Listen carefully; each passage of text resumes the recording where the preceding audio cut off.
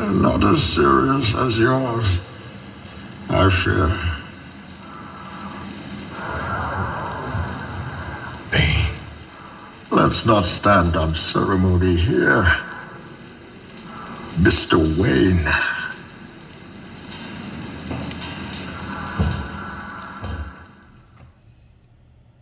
What up, y'all? It's your boy, Mr. Mars Sharp, Short Man Filmworks in the building, and we have another episode of the Everyday Man's Film Reviews for you guys tonight. All right, guys, here we are. I know it's taking me forever. To get through these reviews of the Batman franchise, but as I said, man, I've been living life. Things have been going on, trying to move around my schedule and get things working the way I want to get it working, so trying to fit in videos and trying to fit in just everyday living, it's kind of been a task, but we're still going to go along and we're going to keep on doing what we've been doing. All right, so today we are actually going to finish off the Christopher Nolan trilogy of The Dark Knight, and we're going to go on with the Dark Knight Rises, which is the third installment of the trilogy. It's a trilogy. And we're just gonna get started with it. All right, so just like the last movie, we start off with this movie, and it's 8 years after The Dark Knight, and we can see that Harvey Dent is dead, but you see that Harvey Dent has been placed on this pedestal. He's this idol for Gotham City of putting away criminals, and it's peacetime right now. In this particular time of the movie, it's peacetime. Gotham City has pretty much rid itself of crime in the old fashioned way with the gangsters and the mobsters. So now with it being peacetime, Bruce Wayne, he's went into I don't want to say exile, but he kind of went into a little form of retirement. And Bruce Wayne is pretty much he's gotten old now. He's gotten old. The toll of being Batman has taken a real it's taking a toll on his body, man. He's beat up. He's he's walking with a cane in the beginning of the movie, and you can see that just the overall lifestyle of being Batman has just completely worn out, So with him being in this kind of exile mode, and the city being in its own peacetime, here comes Bane, which Bane is pretty much, he's this new type of villain, and I don't even want to say he's this new type of villain, but he's a different breed, and he's calculated like Joker, but he's a little bit more on the ruthless side. He pretty much would tell you, look, do what you need to do for me, and then I'm going to pretty much break your neck. And after he uses you for what he uses you for. So he's really direct on where he's going. So in essence, Batman comes out of retirement, and when he comes out of retirement because of Bane, you see that he's a little bit rusty. He has to get back into the swing of things, and he really has to get his mindset back into it. And I believe when he came back in the beginning, he wasn't really too ready to come back to being Batman, but in a way he was like, okay, I gotta come back and be this vigilante again, because of what Bane is starting to do inside of the city. He's starting to, I don't want to say he's bringing back that old element of crime, but he's a different criminal. He's a different type of dude where, he's bringing his own brand of criminality, if you want to call it that. He's bringing his own brand of criminal to the city. So Batman comes out of retirement, and you have Catwoman in this movie now, who's played by Anne Hathaway, but we'll talk about that a little bit later. We got Catwoman is in this movie now, and you can see that she's kind of part of the plot of what's going on in this movie. And with it all being said and done, Bane is pretty much not coming after, but he's continuing where Ra's al Ghul left off in the first movie, of actually destroying Gotham City. So he's on that mission to continue what Ra's al Ghul had planned in the first movie, and he pretty much is successful at doing it. He's successful at doing it, in where he declares martial law in the city. You know, he takes over the city, he releases the criminals, and he gets Batman out of the way by fighting him and breaking his back. You know, and you know, when he comes into the film, he comes into the film with a presence that's like beyond what anybody, you know, what anybody has seen. You know, and he's calculated. He's calculated, and he's you know, I think out of all movies, he's become one of my favorite villains. Out of a lot of movies that I've seen, he's one of my favorite villains. But let me keep on continuing on with the story. And well, anyway, like I said, what's his name? Bane is fulfilling Ra's al Ghul's destiny, and he gets the help of his daughter inside of the movie. You know, but it's a whole plot line going on with the movie. And if you haven't seen the movie, and like I said, I can't imagine anybody who hasn't seen this movie yet. And if you haven't seen it, if you're not a Batman fan, I would advise everybody to go see this movie. And I don't want to give it all away. You know what I mean? I kind of started leaking and digging into it. So, you know, I need to get the warning that there's going to be a couple of spoilers in the beginning of this video. But I'm going to stop right there, because I feel like I'm ready to give up the whole movie, and I don't want to give up the whole movie. But in going along on the levels that I'm going in, I think this was a great film, man. I think it was a great movie with great actors being in this movie, and with a terrific story, man. I believe it was a terrific story. Just the way the whole thing was put together, you know. And watching it the first time, and I watched this movie before I did this actual review. I watched this movie about 3 times, because I just couldn't find the time to finish it. So I had to start back over, and then I watched the whole thing, and then I wanted to do another video. I wanted to do a video earlier, but I kind of lost track of time. I couldn't really get to it, so I had to go back and watch it again, just so I can remind myself of what was going on in the movie. It's a lot going on in the movie, but once you really get into it, you can see where it's going and where it's leading. But I noticed so many different things inside of this movie, you know, with the story, man.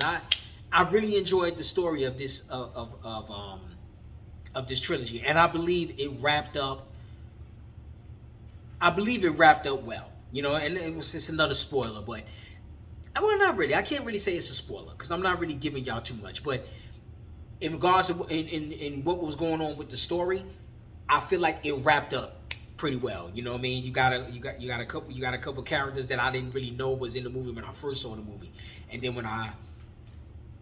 when it was revealed, I was like, oh wow, you know, I like the way they did that. You know what I'm saying? So, I'm going to get to the acting, because I don't want to give too much of the story away. Getting to the acting, once again, Christian Bale comes back as Batman, and does a good job. He does a good job. I think from Batman Begins, I ain't gonna say I feel from Batman Begins to the Dark Knight Rises. By the time we get to the third film, we got a full-fledged, shelled out, created character that Christian Bale created. Like I said, in Batman Begins, I felt like something was missing when he did when he started off with Batman. But by it being a trilogy, you know, I understand he didn't want to, as an acting choice, and probably too as a choice of the movies, he didn't want to give everything away that he had for Bruce Wayne. He did what he did in Batman Begins. He gave you a little bit more, which I felt like in the second movie I was more fulfilled in the second movie, and in this one he just fulfilled it. To me, I think Christian Bale did a phenomenal job just creating this full-fledged, third-dimensional character, you know. And I think in this one we see Bruce Wayne more as he's pretty much done with being Batman, and he comes back to be Batman after Bane shows up. But then he also goes through another trial, you know, after Bane ended up beating his ass. You know, he goes through another trial, but you see him I don't know. I feel like you see him become. I don't want to say he becomes better, but he becomes the Batman. I feel like he becomes the Batman that he wants to be in the first movie, because what was supposed to happen in the first movie leaks over into this movie.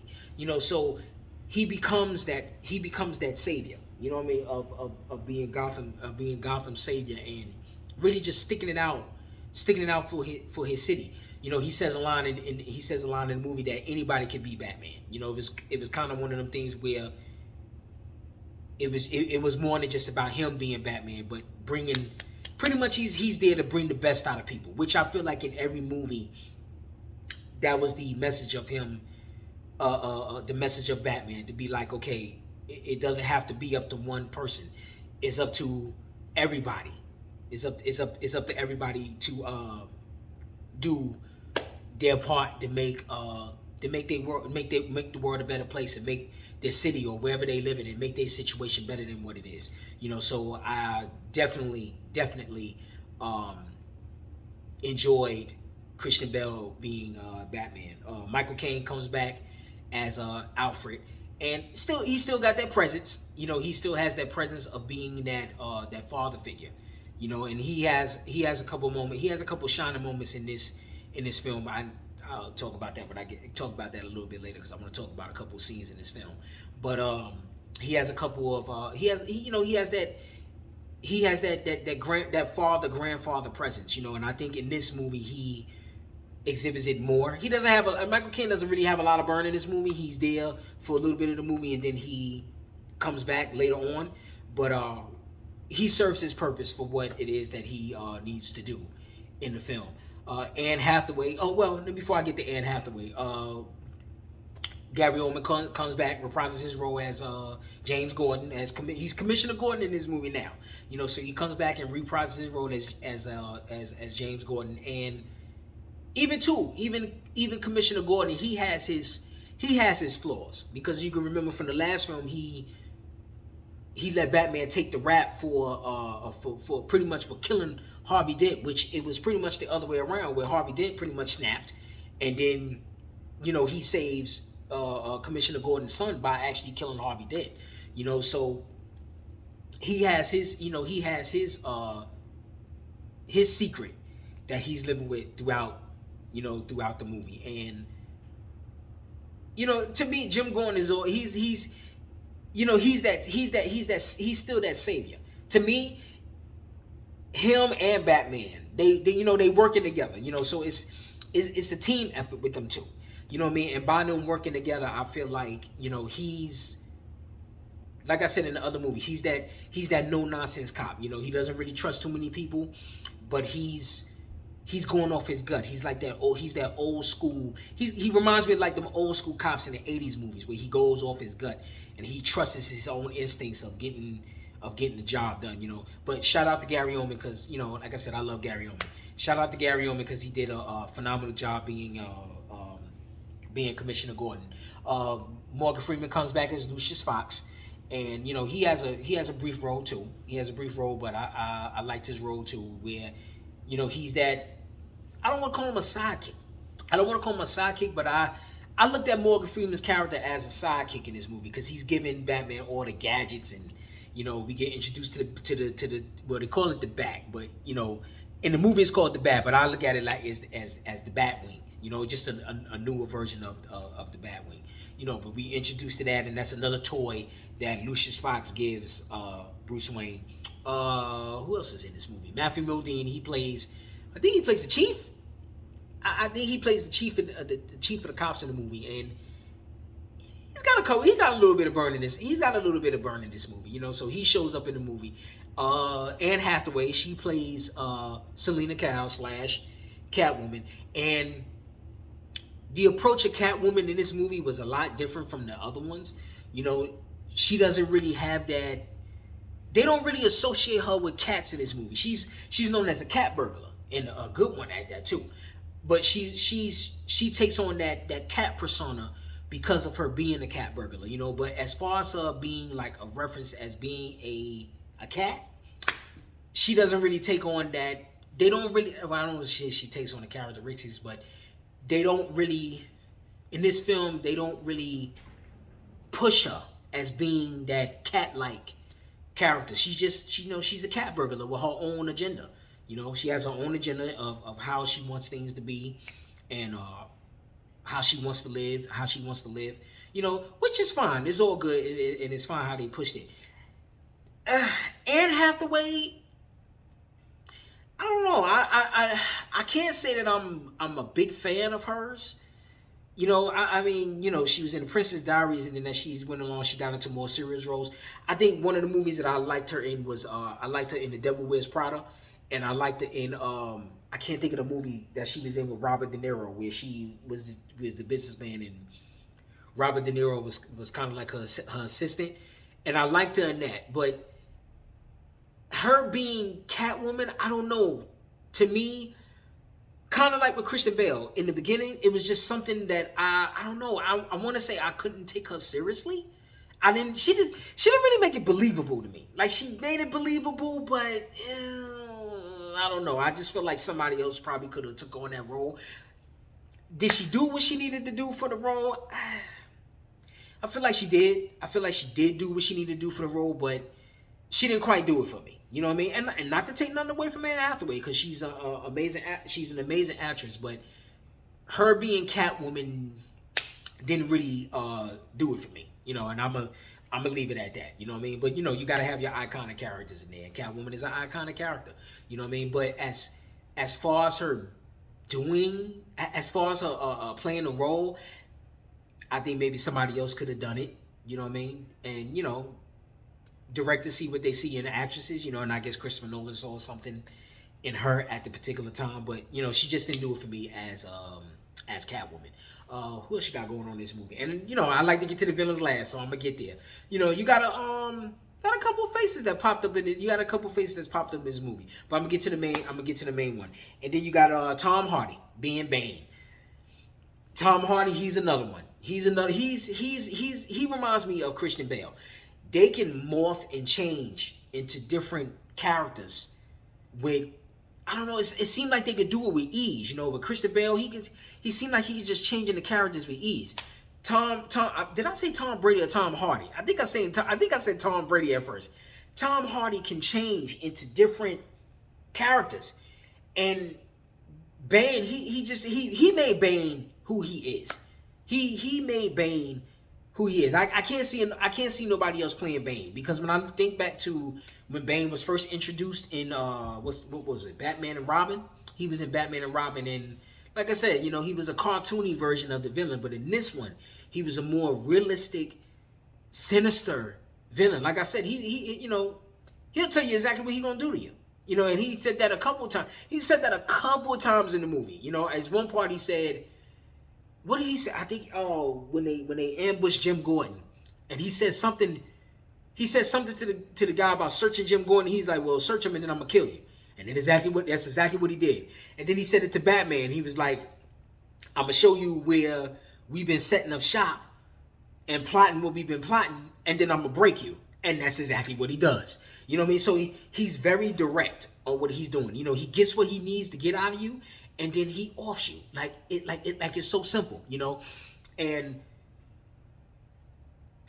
I think a lot of people give Tom Hardy flack for the voice that he used, but I love the voice that he used, man. I loved the voice. I love the voice that he did for Bane. I love the voice that he did for Bane. And shout out to the comedian Godfrey.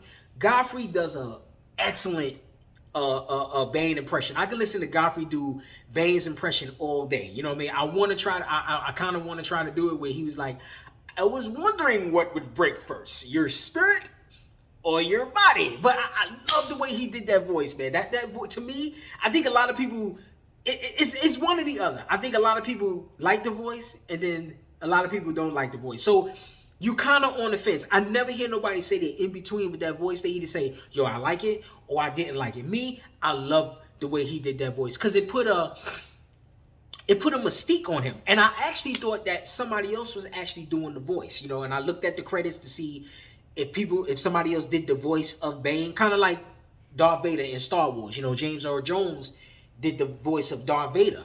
You know what I mean? And I'm like, okay, well, sometimes you kind of get the the impression that Tom Brady is not speaking and he's just using his face to act, but he actually did that voice, you know what I mean? And I think that was, I don't know, man. I love that voice, man. I love the way he do that voice, just the way he was talking and certain things he was doing and how he did it and how Tom Brady said he got it from oh man, I think he got it from an old school boxer.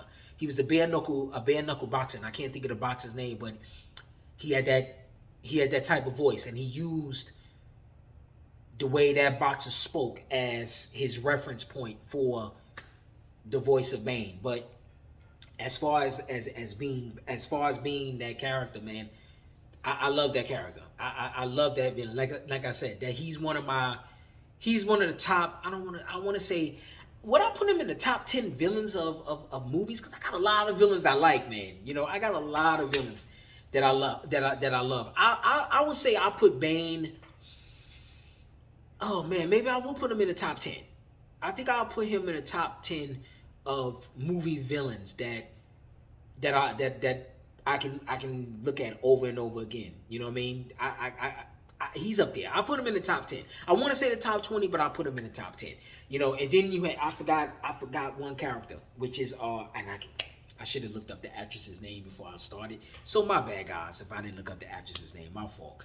She played Miranda Tate slash it's not Teresa, it's Tessa Al Ghul, which is the daughter of Ra's al Ghul. And that's why I said I don't want to give up too much of the plot. I don't want to give too much of the plot up. So if you haven't seen the movie, please go out there, see the movie, check it out. It's on DVD. It's been out for a long time. And that's why I said this movie came out in 2012. So it's a 10-year-old movie. Hard to believe that time go by so fast, man. It's a 10-year-old movie. So check it out. If you haven't seen the movie, check it out. Christopher Nolan, great job, man. Great job. Awesome scenes, man. Just awesome scenes and just awesome acting, you know. And I wanted to talk about a couple of scenes, and then I'm gonna go in and call it quits. But you know, oh wait a minute. I forgot about another character. I forgot about John Blake, Robin. I forgot about him, played by Joseph Gordon-Levitt. And the way they portrayed Robin in this movie, where I know I said, you know, Lucius Fox was more like a sidekick, but at the same time, you got Robin in the movie. And I didn't know this was Robin until, you know, they reveal him. Oh, I don't want to give it up. But for those of y'all who've seen the movie, fuck it, there's going to be some spoilers. Because I'm trying not to give it up, but I got to give it up. But with Joseph Gordon-Levitt playing Robin, I didn't know he was Robin until the end of the movie. And then when they tied it all together at the end of the movie, I was like, oh, you know what? He kind of was helping Batman throughout the movie, and he pretty much knew his identity from when we meet him. He knows Bruce Wayne is Batman. You know what I'm saying? So, but the way they did it, he went from being a regular police officer to becoming a detective.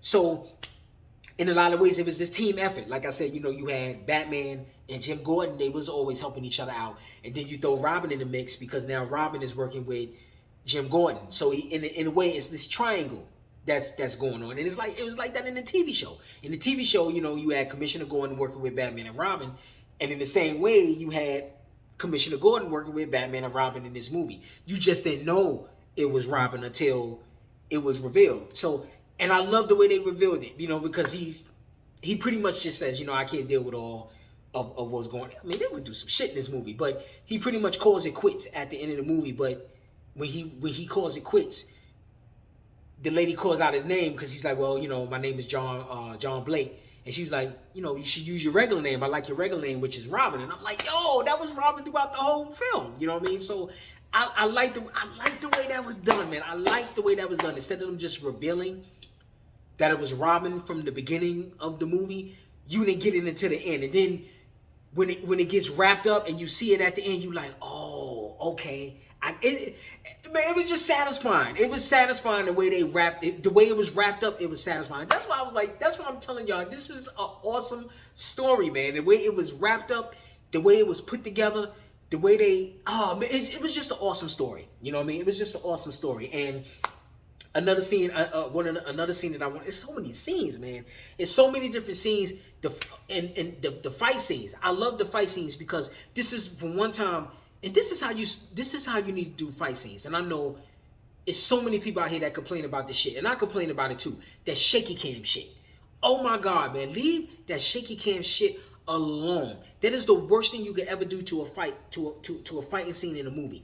This movie kept the camera steady. Let you see what was going on. It didn't shake it. I mean, because you had a couple of the shaky cam in the first movie when Batman was fighting. I was like, oh man, they doing this shaky cam shit. And I can't remember they had a lot of the shaky cam in the Dark Knight, but this one they kept it still.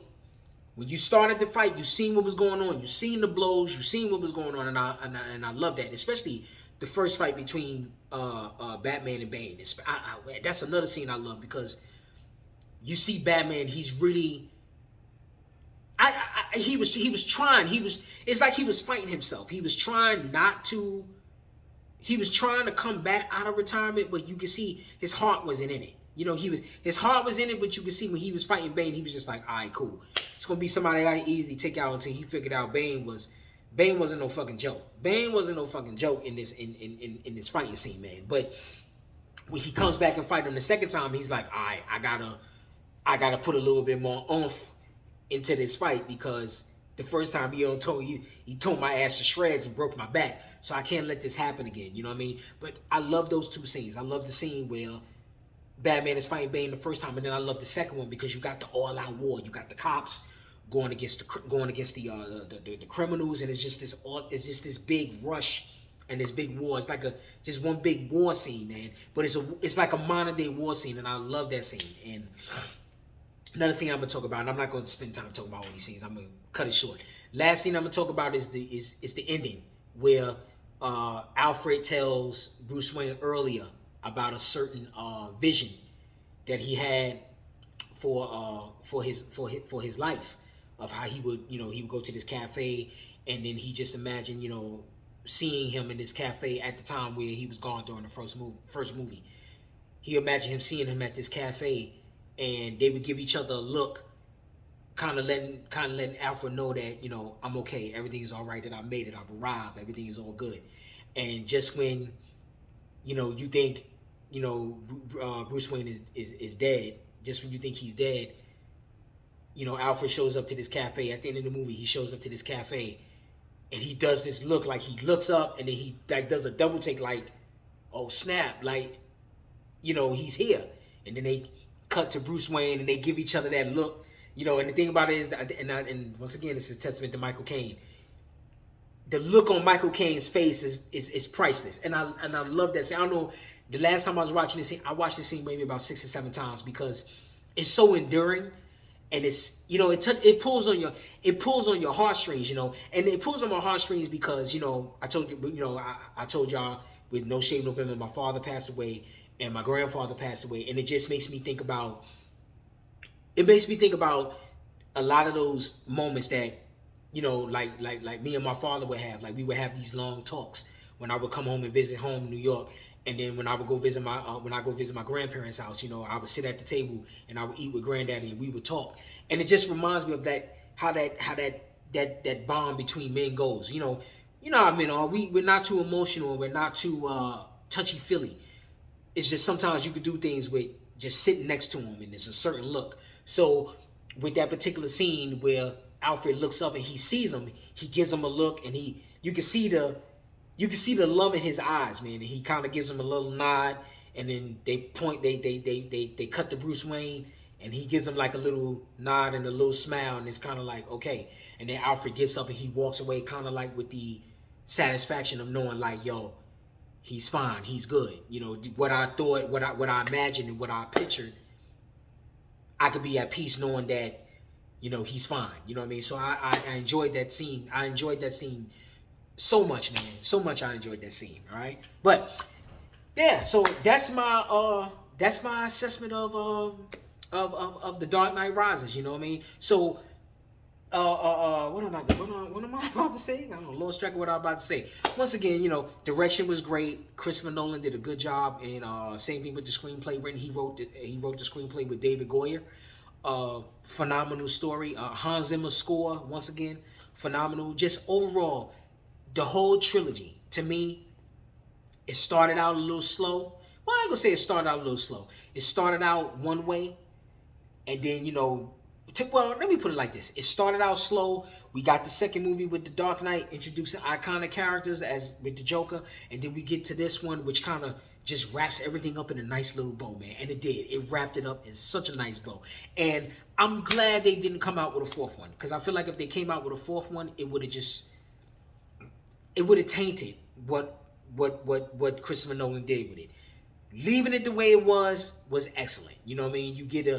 You have a little bit of you wonder a little bit, you know, because Robin finds the Batcave at the end of the movie, and you wonder, like, is it gonna be a spinoff with a Robin movie? But it was left perfectly.